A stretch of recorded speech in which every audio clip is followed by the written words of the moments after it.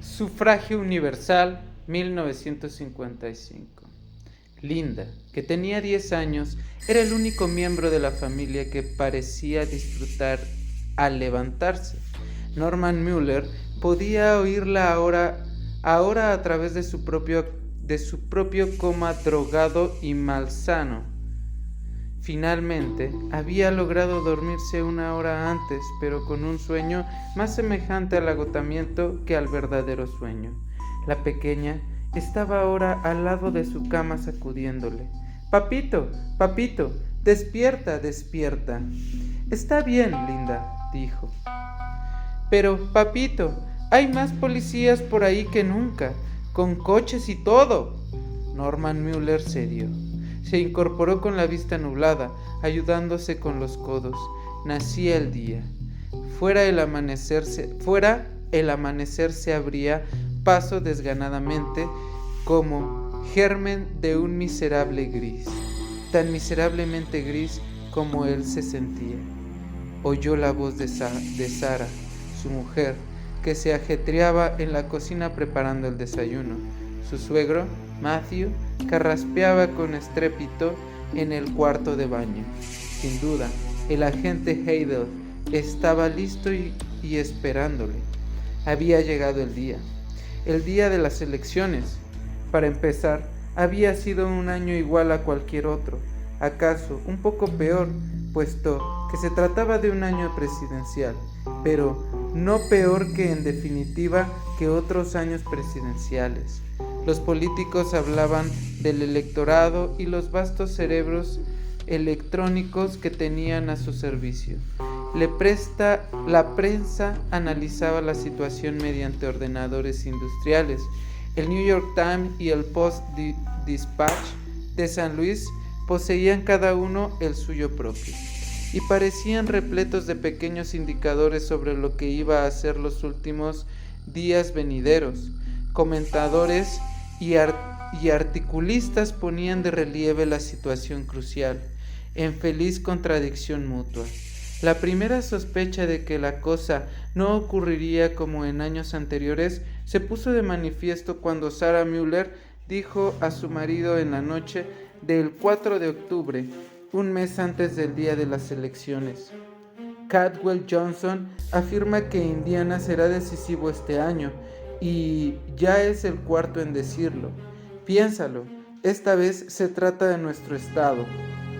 Matthew Hortweiler asomó su mofletudo rostro por detrás del periódico que estaba leyendo, posó una dura mirada en su hija y gruñó: «A esos tipos les pagan por decir mentiras, no los escuches».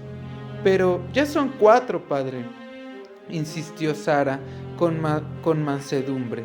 «Y todos dicen que Indiana es un estado clave, Matthew», apoyó Norma, tan mansamente como su mujer, «a causa del acta Hawkins-Smith y todos esos embrollos de Indianápolis. Es...». El arrugado rostro de Matthew se contrajo de manera alarmante. Carraspeó: Nadie habla de Bloomington o del condado de Moore, ¿no es eso? Pues, empezó Norma. Linda, cuya carita de puntiaguda barbilla había estado girando de uno a otro interlocutor, le interrumpió vivamente. ¿Vas a votar este año, papi? Norman sonrió con afabilidad y respondió: No creo, cariño. Mas ello acontecía en la creciente excitación del mes de octubre de un año de elecciones presidenciales, y Sara había llevado una vida tranquila, animada por sueños respecto a sus familiares. Dijo con anhelante vehemencia: ¿No sería magnífico que yo votase? Norman Mueller lucía un pequeño bigote rubio que le había prestado un aire elegante a los juveniles ojos de Sara, pero que al ir encaneciendo poco a poco había derivado a una simple falta de distinción. Su frente estaba surcada de líneas profundas. nacidas de la inseguridad y en general su alma de empleado nunca se había sentido seducida por el pensamiento de haber nacido grande o de alcanzar la grandeza o ninguna circunstancia. Tenía mujer, un trabajo y una hija, y excepto en momentos extraordinarios de júbilo o depresión, se inclinaba a considerar su situación como un inadecuado pacto concertado con la vida.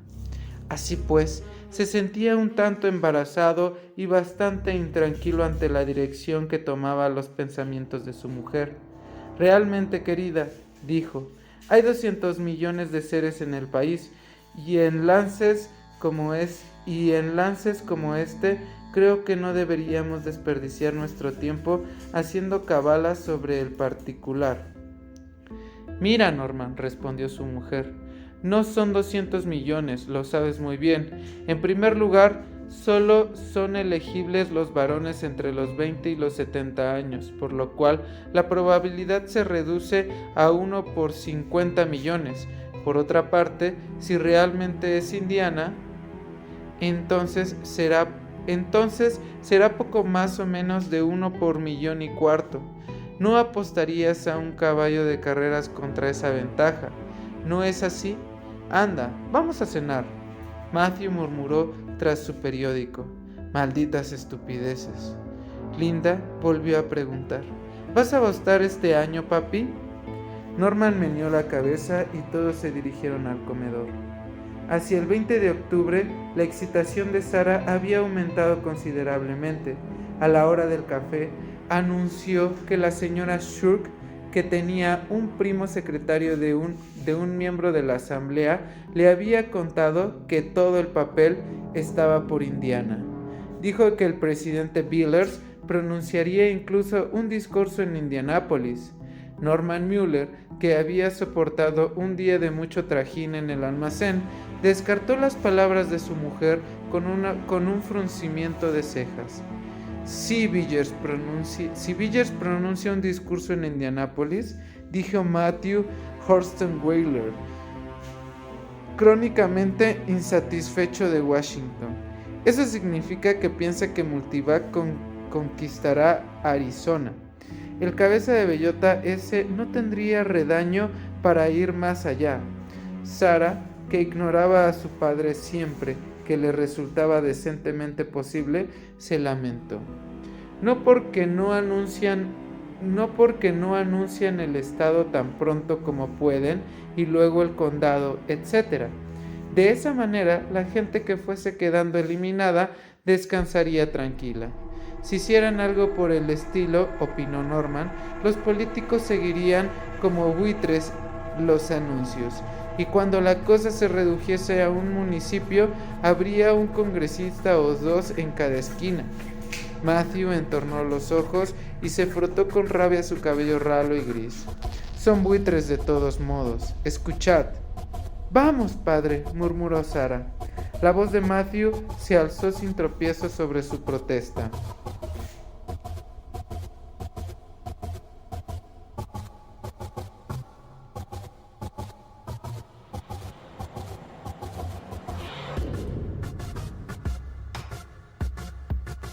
Mirad, yo andaba por ahí cuando entronizaron a Multivac. Él terminaría con los partidismos políticos, dijeron. No más dinero electoral despilfarrado en las campañas. No habría otro don nadie introducido a presión y a bombo y platillo de publicidad en el Congreso o la Casa Blanca. ¿Y qué sucede? Pues que hay más campañas que nunca, solo que ahora lo hacen en secreto. Envían tipos a Indiana a causa del acta Hawkins-Smith y otros a California para el caso de que la situación de Joe Hammer se convirtiera en crucial. Lo que yo digo es que se ha de eliminar todas esas insensateces. Hay que volver al bueno y viejo. Linda preguntó de súbito. ¿No quieres que papi vote este año, abuelito? Matthew miró a la chiquilla. No lo entenderías, se volvió a Norman y Sarah. En un tiempo yo voté también. Me dirigía sin rodeos a la urna, depositaba mi papeleta y votaba. Nada más que eso. Me limitaba a decirme, ese tipo es mi hombre y el voto por él. Así debería de ser. Linda dijo, llena de excitación, «¿Votaste, abuelo? ¿Lo hiciste de verdad?» Sara se inclinó hacia ella con presteza, tratando de paliar lo que muy bien podía convertirse en una historia incongruente, trascendiendo al vecindario. «No es eso, Linda. El abuelito no quiso decir realmente votar. Todo el mundo hacía esa especie de votación cuando tu abuelo era niño, y también él, pero no se trataba realmente de votar». Matthew rugió. «No sucedió cuando era niño. Tenía ya 22 años y voté por Leahill. Fue una auténtica votación. Quizás mi voto no contase mucho, pero era tan bueno como el de cualquiera». «Como el de cualquiera», reclamó. «Y sin ningún multivac para...» Norman intervino entonces. «Está bien, Linda, ya es hora de acostarse. Y deja de hacer preguntas sobre las votaciones. Cuando seas mayorcita lo comprenderás todo». La besó con antiséptica amabilidad y ella se puso en marcha, renuente bajo la tutela maternal, con la promesa de ver el visor desde la cama hasta las 9:15 si se prestaba primero al ritual del baño. «Abuelito», dijo Linda, y se quedó ante él con la mandíbula caída y las manos en la espalda hasta que el periódico del viejo se apartó y asomaron las espesas cejas y unos ojos anidados entre finas arrugas. Era el viernes 31 de octubre. Linda se aproximó y posó ambos antebrazos sobre una de las rodillas del viejo, de manera que éste tuvo que dejar a un lado el periódico. «Abuelito», volvió a la carga la pequeña, «¿de veras que votaste alguna vez? Ya me oíste decir que sí, ¿no es cierto? No irás a creer que cuento bolas». «No, pero mamá dice que todo el mundo votaba entonces». «Pues claro que lo hacían». «¿Cómo podían hacerlo? ¿Cómo podía votar todo el mundo?» Matthew miró gravemente a su nieta y luego la alzó, sentándolo sobre sus rodillas. Por último, moderando el tono de su voz, dijo: «Mira, Linda, hasta hace unos 40 años todo el mundo votaba. Pongamos que deseaban decir quién había de ser el nuevo presidente de los Estados Unidos. Demócratas y republicanos nombraban a su respectivo candidato y cada uno decidía cuál de los dos quería. Una vez pasado el día de las elecciones, se hacía el recuento de votos de las personas que deseaban al candidato demócrata y las que deseaban al republicano, y el que había recibido más votos se llevaba la palma. ¿Lo ves?». Linda asintió. «¿Cómo sabía la gente por quién votar?», preguntó. «¿Se lo decía el multivac?». Las cejas de Matthew se fruncieron y adoptó un aspecto severo. «Se bastaban tan solo en su propio criterio, pequeña». La niña se apartó un tanto del viejo y se volvió a bajar la voz. Y este volvió a bajar la voz. «No estoy enojado contigo, Linda, pero mira, a veces llevaba toda la noche contar. Sí, hacer el recuento de lo que opinaban unos y otros, a quién habían votado». Todo el mundo se impacientaba. Por ello, se inventaron máquinas especiales, capaces de comparar los primeros votos con los de los mismos lugares en años anteriores. De esta manera, la máquina prevenía cómo se presentaba la votación en su conjunto y quién sería elegido. ¿Lo entiendes? «Como multivac», asintió ella. Los primeros ordenadores eran mucho más pequeños que multivac, pero las máquinas fueron aumentando de tamaño y al mismo tiempo iban siendo capaces de indicar cómo irían las elecciones a partir de menos y menos votos. Por fin, construyeron a multivac, que puede preverlo a partir de un solo votante. Linda sonrió al llegar a la parte familiar de la historia y exclamó: «¡Qué bonito!». Matthew frunció de nuevo el entrecejo. No tiene nada de bonito. No quiero que una máquina decida lo que yo hubiera votado solo porque un chunguista de Milwaukee dice que está en contra de que se suban las tarifas. A mí tal vez me hubiese dado por votar a ciegas solo por gusto, o acaso me hubiese negado a votar en absoluto. Y tal vez, pero Linda se había escurrido de sus rodillas y se batía en retirada. En la puerta tropezó con su madre, quien llevaba aún puesto el abrigo. Ni siquiera había tenido tiempo de quitarse el sombrero. «Apártate un poco, Linda», ordenó, jadeante aún. «No me cierres el paso».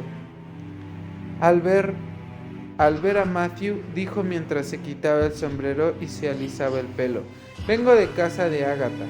Matthew miró a su hija con aires desaprobador y desdeñando la información se limitó a gruñir y recoger el periódico.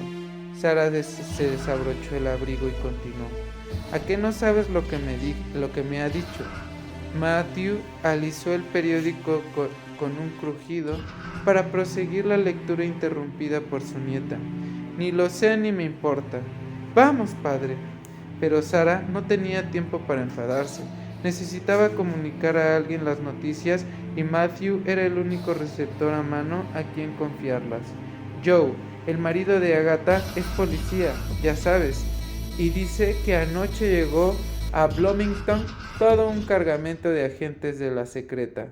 No creo que anden tras de mí». «¿Es que no te das cuenta, padre? Agentes de la secreta, y casi han llegado en el momento de las elecciones, en Bloomington.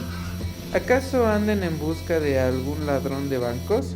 No ha habido un robo en ningún banco de la ciudad hace muchos años. Padre, eres imposible». Y Sara abandonó la habitación. Tampoco Norman Mueller recibió la noticia con mayor excitación, al menos perceptible. «Bueno, Sara, ¿y cómo sabía Joe, el marido de Agatha, que se trataba de agentes de la secreta?», preguntó con calma. «No creo que anduviesen por ahí con el carnet pegado en la frente». Pero en la tarde siguiente, cuando ya noviembre tenía un día, Sara anunció triunfantemente: «Todo Bloomington espera que sea alguien de la localidad del votante. Así lo publica el News, y también lo dijeron por la radio». Norman se agitó desasosegado. No podía negarlo, y su corazón desfallecía. Si Bloomington iba a ser alcanzado por el rayo del multivac, ello suponía periodistas, especuladores, transmisiones por video, turistas y toda clase de perturbaciones. Norman apreciaba la tranquila rutina de su vida, y la distante y alborotada agitación de los políticos se estaba aproximando de un modo que resultaba incómodo. «Un simple rumor», rechazó, «nada más». «Pues espera y verás, no tienes más que esperar».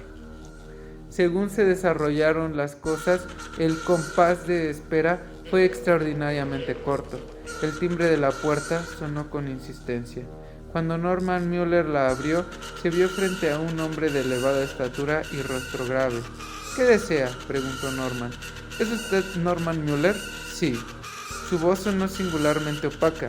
No resultaba difícil averiguar por el porte del desconocido que representaba a la autoridad, y la naturaleza de su súbita visita era tan manifiesta como inimaginable le pareciese hasta unos momentos antes. El hombre mostró su documentación, penetró en la casa, cerró la puerta tras de sí y dijo con acento oficial: «Señor Norman Mueller, en nombre del presidente de los Estados Unidos, tengo el honor de informarle que ha sido usted elegido para representar al electorado norteamericano el martes día 4 de noviembre del año 2008. Con gran dificultad, Norman Mueller logró caminar sin ayuda hasta su butaca, en la cual se sentó con el rostro pálido y casi sin sentido, mientras Sara traía agua. Le frotaba asustada las manos y le cuchicheaba apretando los dientes. «No vayas a desmayarte ahora, Norman. Elegirán a otro». Cuando por fin logró recuperar el uso de la palabra, Norman murmuró a su vez: «Lo siento, señor». «Va, no tiene importancia», se tranquilizó el visitante. Todo rastro de formalidad oficial parecía haberse desvanecido tras la notificación dejando solo un hombre abierto y más bien amistoso.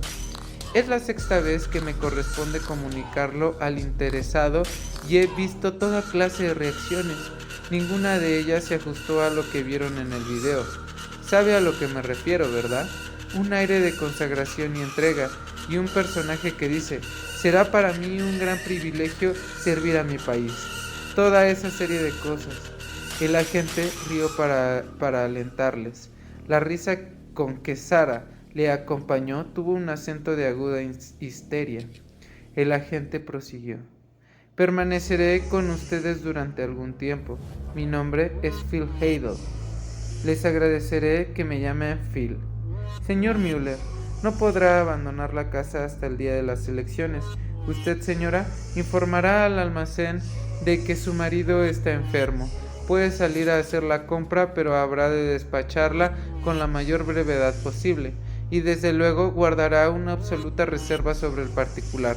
¿De acuerdo, señora Müller? Sí, señor, ni una palabra, confirmó Sara con un vigoroso asentimiento de cabeza. Perfecto, señora Müller. Hayden adoptó un tono muy grave al añadir: tenga en cuenta que esto no es un juego, por lo tanto, salga solo en caso de que se le sea absolutamente preciso, y cuando lo haga, la seguirán. Lo siento, pero estamos obligados a actuar así. ¿Seguirme? Nadie lo advertirá, no se preocupe, y será solo durante un par de días hasta que se haga el anuncio formal en la nación. En cuanto a su hija, está en la cama, se apresuró a decir Sara. Bien, se le dirá que soy un pariente o amigo de la familia. Si descubre la verdad, habrá de permanecer encerrada en la casa, y en todo caso su padre será mejor que no salga. No le gustará nada, dudó Sara. No queda más remedio, y ahora, puesto que nadie más vive con ustedes, al parecer está muy bien informada sobre nosotros, murmuró Norman. Bastante, convino Hayden. De todos modos, estas son por el momento mis instrucciones. Intentaré por mi parte cooperar en la medida de lo posible y no causarles molestias. El gobierno pagará mi mantenimiento, así que no supondré ningún gasto para ustedes. Cada noche seré relevado por alguien que se instalará en esta habitación. No habrá problemas de acomodo para dormir. ¿Y ahora, señor Müller? Sí, señor. Llámeme Phil, repitió el agente. Estos 2 días preliminares antes del anuncio formal servirán para que se acostumbre a ver su posición. Preferimos que se enfrente a Multivac en un estado mental lo más normal posible. Descanse tranquilo e intente tomarse todo esto como si se tratase de su trabajo diario, ¿de acuerdo? De acuerdo, respondió Norman. De pronto denegó violentamente con la cabeza. Pero yo no deseo esta responsabilidad. ¿Por qué yo? Muy bien, vayamos al grado. Multivac sopesa toda clase de factores conocidos, billones de ellos, pero existe un factor desconocido y creo que seguirá siéndolo por mucho tiempo. Dicho factor es el módulo de la reacción de la mente humana. Todos los norteamericanos están sometidos a la presión moldeadora de lo que los otros norteamericanos hacen y dicen, de las cosas que él se le hace y de las que él hace a los demás. Cualquier norteamericano puede ser llevado ante Multivac para determinar la tendencia de todas las demás mentes del país. En un momento dado, algunos norteamericanos resultan mejor que otros a tal fin. Eso depende de los acontecimientos del año. Multivac le selecciona a usted como el más representativo del actual, no el más despejado, ni el más fuerte, ni el más dichoso, sino el más representativo. Y no vamos a dudar de Multivac, ¿no es así? ¿Y no podría equivocarse?, preguntó Norman. Sara, que escuchaba impaciente, lo interrumpió. No le haga caso, señor. Está nervioso. En realidad es muy instruido y ha seguido siempre las cuestiones políticas de cerca. Multivac tomó las decisiones, señora Müller, respondió Hayden, y él eligió a su esposo. Pero, ¿seguro de que lo sabe todo?, insistió Norman tercamente. ¿No podría haber cometido un error? Pues sí, no hay motivo para no ser franco. En 1993, el votante seleccionado murió en un ataque 2 horas antes del instante fijado para notificarle su selección. Multivac no predijo aquel. Le era imposible. Un votante puede ser mentalmente inestable, moralmente improcedente, incluso desleal. Multivac no puede concederlo todo sobre todos, si no se le proporcionan los datos. Por eso siempre se le seleccionan algunos candidatos más. No creo que tengamos que recurrir a ninguno de ellos en esta ocasión. Usted está en un muy buen estado de salud, señor Müller, y ha sido investigado a fondo. Sirve. Norman ocultó el rostro entre las manos y se quedó inmóvil. Mañana por la mañana se encontrará perfectamente bien, intervino Sarah. Tiene que acostumbrarse a la idea, eso es todo. Desde luego, asintió Heidel. En la intimidad del dormitorio, Sarah Müller le expresó de distintas y más energéticas maneras. El estribillo de su perota era el siguiente. Compórtate como es debido, Norman. Parece como si intentaras lanzarte por la borda la suerte de tu vida. Norman musitó desesperadamente. Me atemoriza, Sarah. Todo esto me está asustando. ¿Y por qué, santo Dios? ¿Qué otra cosa has de hacer más que responder a una o dos preguntas? Demasiada responsabilidad. Me abruma. ¿Qué responsabilidad? No existe ninguna. Multivac te seleccionó, ¿no? Pues a él le corresponde la responsabilidad, todo el mundo lo sabe.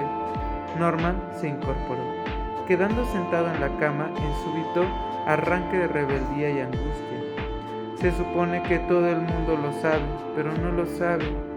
Ellos, baja la voz, sisió Sarah en tono glacial, van a oírte hasta la ciudad. No me oirán, respondió Norman, pero bajó en efecto la voz hasta convertirla en un cuchicheo.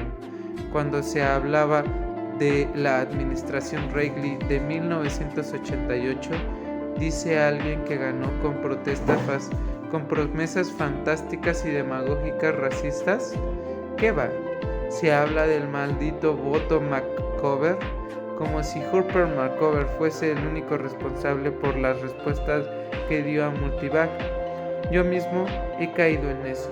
En cambio, ahora pienso que el pobre tipo no era sino un pequeño granjero que nunca pidió que lo eligieran. ¿Por qué echarle la culpa? Y ya ves, ahora su nombre está maldito. Te portas como un niño, le reprochó Sarah. No me porto como una persona. No, me porto como una persona sensible. Te lo digo, Sarah. No aceptaré. No pueden obligarme a votar contra mi voluntad. Diré que estoy enfermo. Diré. Pero Sarah ya tenía bastante.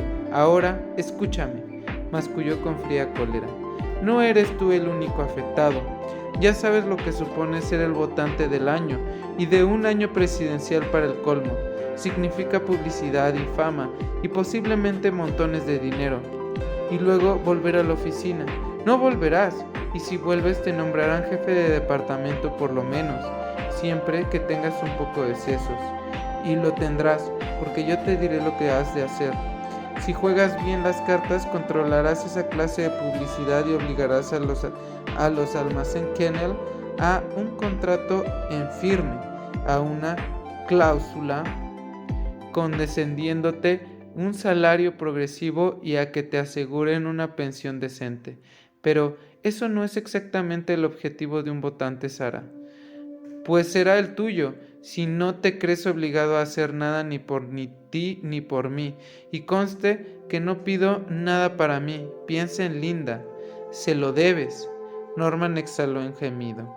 Bien, ¿estás de acuerdo? Le atosigó Sarah. Sí, querida, murmuró Norman. El 13 de noviembre se publicó el anuncio oficial. A partir de ese entonces, Norman no se encontraba ya en situación de retirarse, aún en el caso de reunir el valor necesario para intentarlo. Sellaron su casa y agentes del servicio secreto hicieron su aparición en el exterior, bloqueando todo acceso. Al principio sonó sin cesar el teléfono, pero fue Phil Heidel quien respondió a todas las llamadas, con una amable sonrisa de excusa. Al fin, la central pasó todas las llamadas al puesto de policía. Norman pensó que de ese modo se ahorraba no solo la alborozada y envidiosas felicitaciones de los amigos, sino también la pesada insistencia de los vendedores que husmeaban una perspectiva y le alteraban la afabilidad de los políticos de toda la nación. Quizás hasta las amenazas de muerte de los inevitables descontentos. Se prohibió que entrase periódicos a la casa a fin de mantener al margen de cualquier presión y se desconectó amable pero firmemente la televisión, a pesar de las indignadas protestas de Linda. Matthew gruñía y se metía a su habitación. Linda pasaba la primera racha de excitación. Hacía pucheros y lloriqueaba porque no le permitían salir de casa. Sara dividía su tiempo entre la preparación de la comida para el presente y el establecimiento de planes para el futuro, en tanto que la depresión de Norman seguía alimentándose a sí misma. Y la mañana del martes 4 de noviembre del año 2008 llegó por fin. Era el día de las elecciones. El desayuno se sirvió temprano, pero solo comió Norman Mueller, y aún él de manera mecánica. Ni la ducha ni el afeitado lograron devolverle a la realidad, ni desvanecer su convicción de que estaba tan sucio por fuera como sucio se sentía por dentro. La voz amistosa de Heidel hizo cuanto pudo para infundir cierta normalidad en el gris y hosco amanecer. La predicción meteorológica había señalado un día nuboso, con perspectivas de lluvia antes del mediodía. Mantendremos la casa aislada hasta el regreso del señor Mueller. Después dejaremos de estar colgados de su cuello. El agente del servicio secreto vestía ahora su uniforme completo, incluidas las armas de sus pistoleras abundantemente tachoneadas de cobre. No nos ha causado molestia alguna, señor Hayden, dijo Sara con bobalicona sonrisa. Norman se echó el coleto 2 tazas de café bien cargado, se secó los labios con una servilleta, se levantó y dijo con aire decidido: «Estoy dispuesto». Hayden se levantó a su vez. «Muy bien, señor, y gracias, señora Mueller, por su amable hospitalidad». El coche blindado atravesó con un ronquido las calles vacías. Siempre lo estaba aquel día, aquella hora determinada. Heidel dio una explicación al respecto. Desvían siempre el tráfico desde el atentado que por poco impide las elecciones de Leavitt en el 92. Habían puesto bombas. Cuando el coche se detuvo, Norman fue ayudado a descender por el siempre cortés Heidel. Se encontraba en un pasaje subterráneo junto a cuyas paredes se alineaban soldados en posición de firmes. Le condujeron a una estancia brillantemente iluminada. 3 hombres uniformados de blanco le saludaron sonriendo. «Pero este es un hospital», exclamó Norman. «No tiene importancia alguna», replicó al instante Heidel.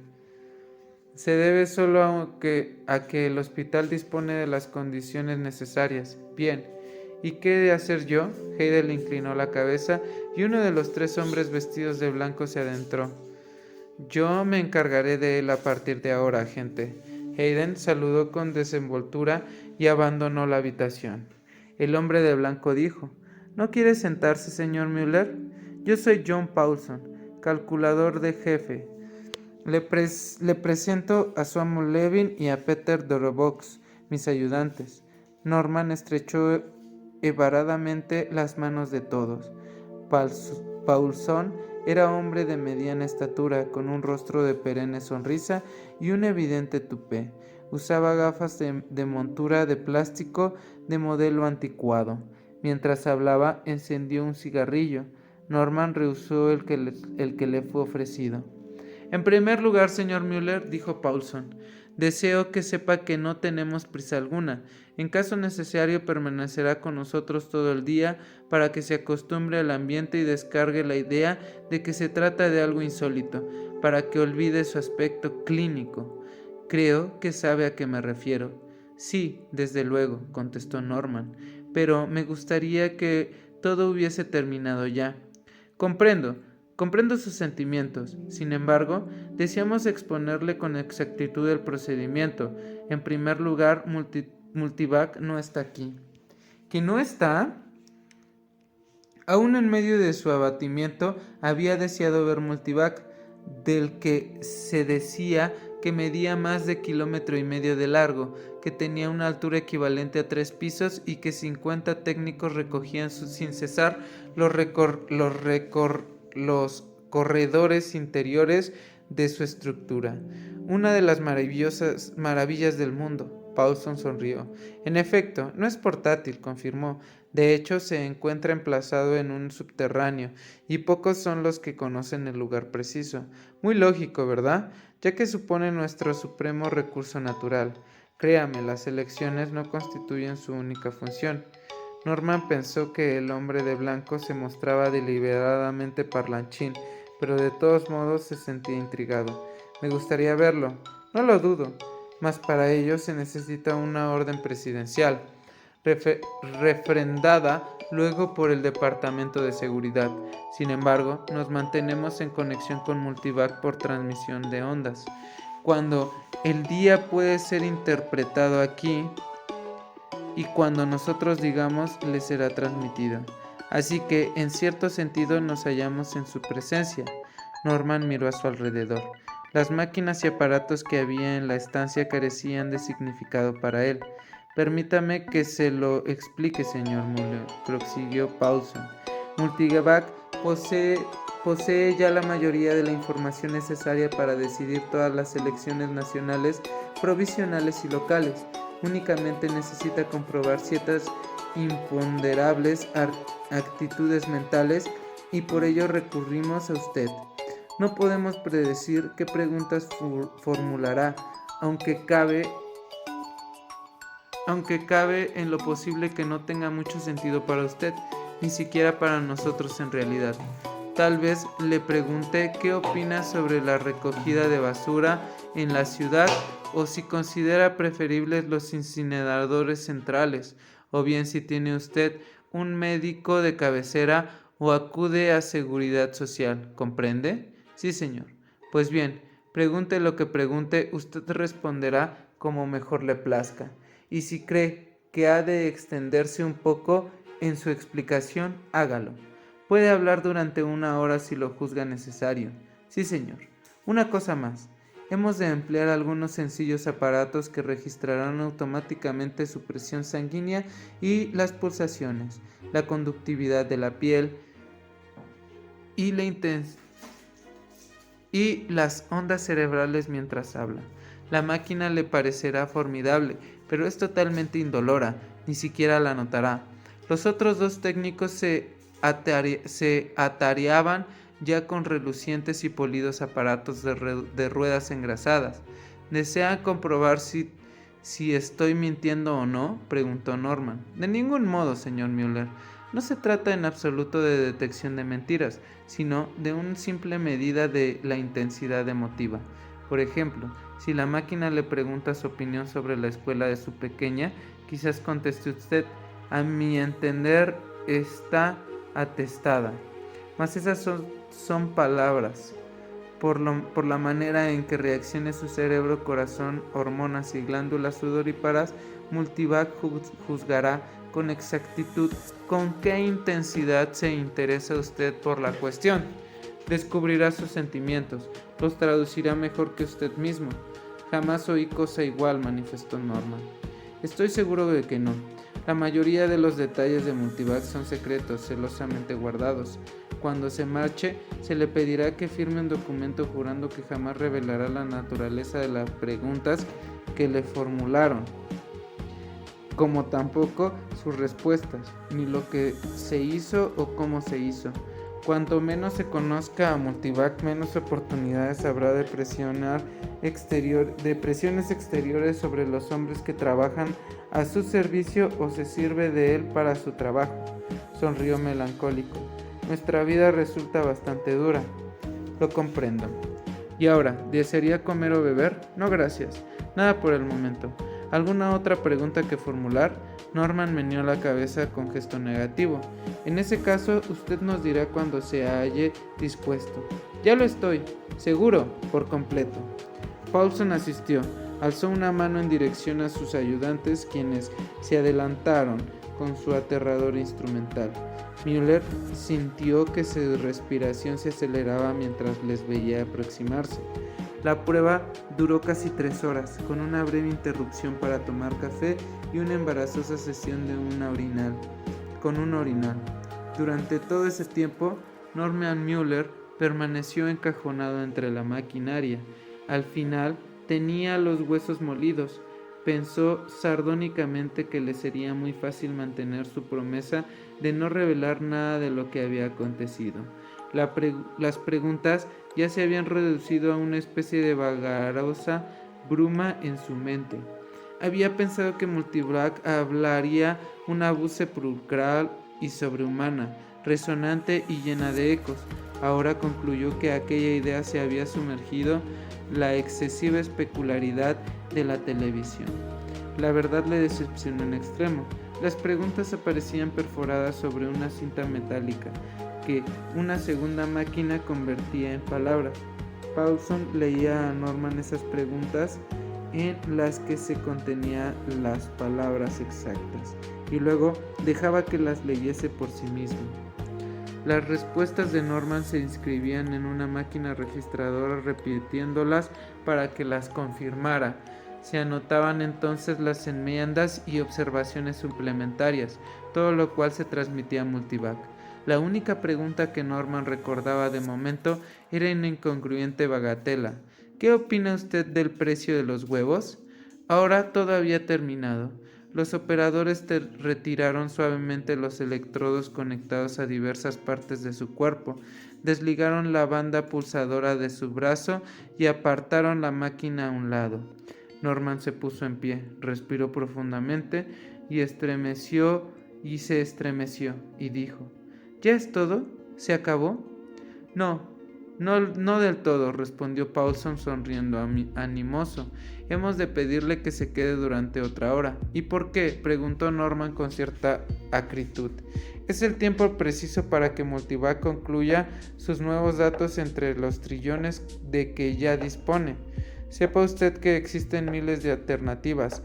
Algo sumamente complejo. Puede suceder que se produzca algún raro debate aquí o allá, que algún intervalo en Phoenix o Arizona, o bien alguna asamblea de Wilkesboro, Carolina del Norte, formulen alguna duda. En tal caso, Multivac precisará hacerle una o dos preguntas decisivas. No, se negó Norman. No quiero pasar de nuevo por eso. Probablemente no sucederá. Trató de tranquilizarle Paulson. Raras veces ocurre. De todos modos, habrá de quedarse por si acaso. Cierto tonillo acerado en un tenue matiz asomó a su voz. No tiene opción, ya lo sabe, debe de quedarse. Norman se sentó con aire fatigado, encogiéndose de hombros. No podemos dejarle leer el periódico, añadió Paulson, pero si quiere una novela policíaca o jugar al ajedrez, cualquier cosa, en fin, que esté en nuestras manos proporcionarle para que se entretenga, dígalo sin reparo. No deseo nada, gracias, esperaré. Paulson y sus ayudantes se retiraron a una pequeña habitación contigua a la estación en que Norman había sido interrogado, y se dejó caer en el butacón tapizado de plástico, cerrando los ojos. Tendría que aguardar a que transcurriese aquella hora lo mejor posible. Bien retrepado en su asiento, poco a poco fue cediendo su tensión. Su respiración se hizo menos entrecortada y al entrelazar las manos no advirtió ya ningún temblor en sus dedos. Tal vez no hubiese ya más preguntas, tal vez hubiese acabado de modo definitivo. Y si todo habría terminado, ahora vendrían los desfiles de antorchas y las invitaciones para hablar en todas clases de solemnidades. El votante del año, el Norman Müller, un vulgar empleado de un almacén de Bloomington, Indiana, un hombre que no había nacido grande ni había realizado jamás acto alguno de grandeza, se hallaría en la extraordinaria situación de impulsar a otro a la grandeza. Los historiadores hablarían con serenidad de la elección Müller del año 2008. Ese sería su nombre, la elección Müller. La publicidad, el puesto mejor, el chorro de dinero que tanto interesaba a Sara, ocupaban solo un rincón de su mente. Todo ello era bienvenido desde luego, no lo rechazaba, pero, por el momento, era otra cosa lo que le comenzaba a preocupar. Se agitaba en él un latente patriotismo. Al fin y al cabo, presentaba a todo el electorado. Era el punto focal de todos ellos, en su propia persona, y durante aquel día se encarnaba todo Estados Unidos. Se abrió la puerta, despertando su atención y despabilándole por completo. Durante unos instantes sintió que se le encogía el estómago. Que no le hicieran más preguntas, pero Paulson sonreía. Hemos terminado, señor Müller. ¿No más preguntas, señor? No hay ninguna necesidad. Todo ha quedado completamente claro. Será usted escoltado hasta su casa y volverá a ser un ciudadano particular, en la medida en que el público lo permita. Gracias, muchas gracias. Norman se sonrojó. Me preguntaba, ¿quién ha sido elegido? Paulson meneó la cabeza. Tendrá que esperar al anuncio oficial. El reglamento se muestra muy severo al respecto. No podemos decírselo ni siquiera a usted. Supongo que lo comprende. Desde luego, Norman parecía embarazado. El servicio secreto tendrá dispuestos los papeles necesarios para que los firme usted. Sí. De pronto, Norman se sintió orgulloso, lleno de energía, ufano y arrogante. En ese momento imperfecto, el pueblo soberano de la primera y mayor democracia electrónica había ejercido una vez más a través de Norman Müller, a través de él, su libre derecho del sufragio universal.